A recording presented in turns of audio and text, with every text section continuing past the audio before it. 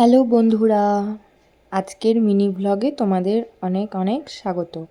তো দেখো 7:30 বেজে গেছে। আজকে এই 7টার দিকেই ঘুম থেকে উঠলাম। তো উঠে এই যে চা করে নিয়ে এসেছি, দিয়ে ডাইনিংয়ে চলে এলাম। আর ওদিকে মাছটা ভিজিয়ে রেখেছিলাম জলে, যাতে বরফ ছেড়ে যায়। তো দেখো তারপরে আজকে আর রান্নাবান্না তোমাদের সঙ্গে কিছু শেয়ার করা হয়নি, একটু কাজ ছিল। তো দেখো এখন একেবারে দেখাচ্ছি। এই যে ভেন্ডি ভাজা হয়েছে, পালং শাক হয়েছে, একটু শশা কেটে নিয়েছি, এখানে মাছের ঝোল হয়েছে, ব্যাস। আর এখন একটু দই বের করে রাখা হয়েছে। আর এখন ও আবার সেই বেসনের চিল্লাটা বানাচ্ছে। এটা খেতে সত্যিই দারুণ, পেটও ভরে যায় এবং খেতেও খুব ভালো লাগে।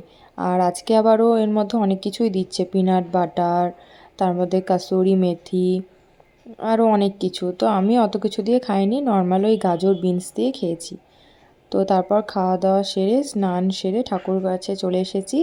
আজকে ঠাকুরের গা হাত পা মুছে দিয়ে অন্য ড্রেস পরিয়ে দেবো। এই যে দেখতে পাচ্ছ, একটা গোপালকে পরানো হয়ে গেছে, আর বাকিদেরও পরিয়ে আমি বসিয়ে দিয়েছি। এই যে রাধারানীকে সবুজ রঙের জামা পরিয়েছি, আর একটা গোপালকে কমলা, আর এই গোপালকে গোলাপি রঙের, ব্যাস। তো আর কিছুদিন পরে তো আবার সোয়েটার পরাতে হবে, শীত চলে এলো। তো তারপরে এই যে খাবার সাজিয়ে নিয়ে চলে এসেছি ডাইনিংয়ে, এবার খাওয়া দাওয়া করে নেব। তো খাওয়া দাওয়ার পরে একটু ঘুমাচ্ছিলাম। তো তারপরে তো এখন ঘুম থেকে উঠেই দেখি 4:45 বাজছে, মানে অন্ধকার। তো একটু চা করে নিয়ে এলাম, একটু চা বিস্কুট খেয়ে নিই, তারপরে আবার ড্রেস চেঞ্জ করে সন্ধেটা জ্বেলে নেব। তো এই যে চা খাওয়া আমার হয়ে গেল। তো আবার চলে এসেছি ঠাকুর ঘরে। ঠাকুর ঘরে একটু সন্ধে জ্বেলে নিলাম।